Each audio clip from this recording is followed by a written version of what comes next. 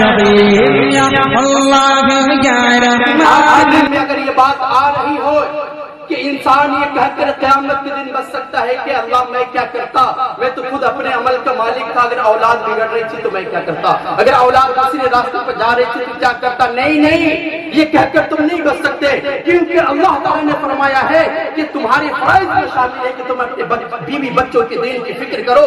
جس طرح اس دنیا میں اگر ہم لڑنے جائیں اور تلوار کی دھار ٹوٹ جائے تو چوٹ ہاتھ کو ہی آتا ہے, زخم ہاتھ کو ہی آتا ہے. اس لیے اگر اولاد بگڑتی ہے تو اس کا نقصان اور وبال ہمارے اوپر بھی آئے گا. اس کو ایک اور آسان انداز میں سمجھیے. اللہ تعالیٰ نے اس آیت کے اندر جہنم کو نار یعنی آگ سے تشبیہ دی ہے.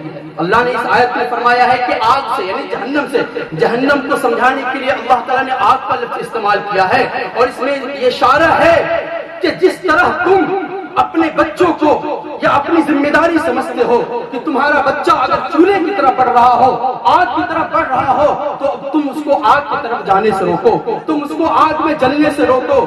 اگر کوئی صحت کو بگاڑنے والی چیز کھانا چاہ رہا ہو تو تم اس کو کھانے مت دو. جس طرح تم اس دنیا میں اپنی ذمہ داری سمجھتے ہو کہ میرا بیٹا آگ میں نہ چلے, اسی طرح تمہاری ذمہ داری ہے کہ تمہارا بیٹا جہنم کی آگ میں نہ چلے.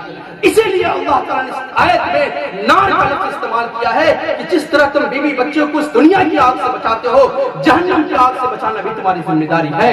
اگر تم نہیں بچائے تو تمہاری فکر ہوگی. لیکن آج صورتحال کیا ہے کہ اور ہر چیز کی فکر ہے لیکن دین کی کوئی فکر نہیں ہے. مسلمانوں, اگر دین اتنی ناقابل چیز تھی, اگر اتنی ناقابل توجہ چیز تھی تو پھر تم نے نماز پڑھنے کی, تہجد گزاری کی, تبلیغی جماعت میں جانے کی, مدارس اور مسجد جانے کی زحمت کیوں گوارا کی؟ جب دین اتنی ناقابل توجہ چیز تھی, تم بھی اپنے بیٹے کی طرف اپنے کیریئر بنا لیے ہوتے, تم بھی اپنا کیریئر بنا لیے ہوتے. شروع سے دین کی طرف کوئی توجہ نہیں, دین سکھانے کی طرف کوئی توجہ نہیں. آج یہ حال ہے کہ بچے کے پیدا ہوتے ہی اس کو ایسی نرسری میں بھیج دیا جاتا ہے جہاں اس کو کتا بلی کا نام تو سکھایا جاتا ہے لیکن خدا کا نام نہیں سکھایا جاتا, اللہ کا نام نہیں سکھایا جاتا ہے, اللہ کے نبی کا نام نہیں سکھایا جاتا, دین کی باتیں نہیں سکھائی جاتی ہے. یہ تو صورتحال ہے. اور صورتحال یہ ہے کہ آج اگر مسلم سماج کا سروے کیا جائے, اگر مسلم سوسائٹی کا جائزہ لیا جائے تو اکثریت